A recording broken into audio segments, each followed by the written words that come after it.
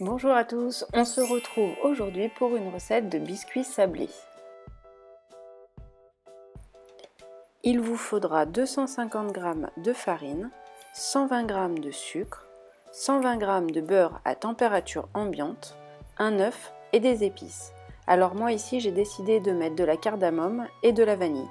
Après vous pouvez très bien mettre du 4 épices ou bien de la fleur d'oranger. Moi voilà, je trouve que c'est un mélange qui fonctionne plutôt bien.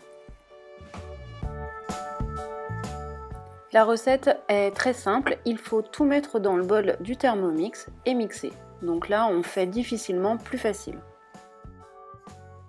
Je ne sais pas si vous avez déjà fait attention, mais je prends souvent un bol pour casser les œufs. En fait, il faut éviter de le taper directement sur le bol parce que ça peut dérégler la balance du Thermomix. Pour les quantités des épices, ça dépend des goûts. Ici, j'ai mis une grosse cuillère à café de cardamome et de la vanille en poudre. J'ai pas fait attention, j'ai mis un peu au pif. On mixe donc le tout 30 secondes, vitesse 6. À la fin des 30 secondes, versez votre préparation dans un bol et formez une boule qu'on va placer au frais pendant 45 minutes.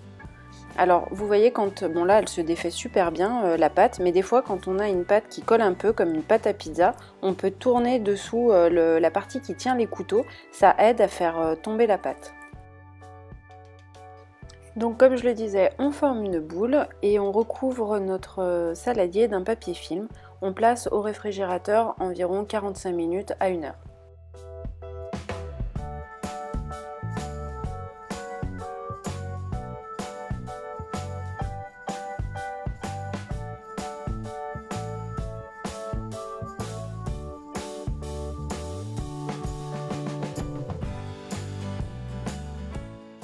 Après le temps de pause, farinez votre plan de travail pour pouvoir étaler votre pâte à l'aide d'un rouleau à pâtisserie.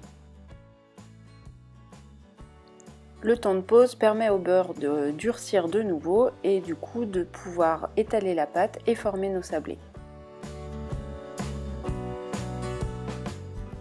À l'aide d'emporte-pièce, il ne vous reste plus qu'à découper les biscuits.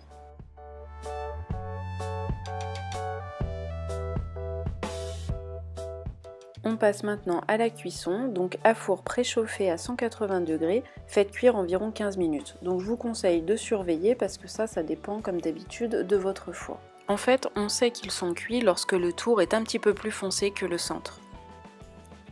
Et voilà, c'est terminé, j'espère que cette recette vous plaît. Si vous la faites, n'hésitez pas à me donner votre avis en commentaire, ça fait toujours plaisir. Et je vous dis à très bientôt pour une nouvelle vidéo.